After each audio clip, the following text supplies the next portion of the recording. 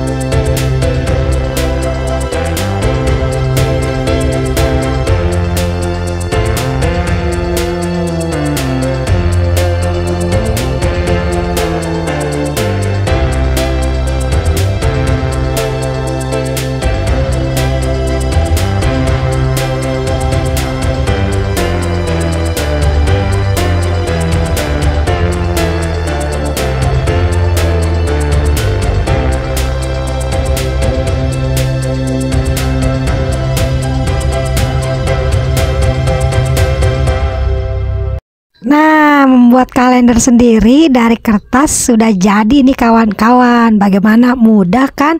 Jadi kawan-kawan bisa menggunakan kertas jilid ya, dan kertas karton, buku gambar juga bisa deh, pokoknya sesuai yang kawan-kawan mau. Nah, jadi video tutorialnya begitu saja ya kawan-kawan ya. Terima kasih sudah menonton video ini. Tidak subscribe tidak apa-apa, tidak nge-like tidak apa-apa, tidak nge-share tidak apa-apa. Yang penting kalian selalu sehat, senang, dan bahagia. Assalamualaikum warahmatullahi wabarakatuh. Jangan lupa tonton video sebelumnya ya.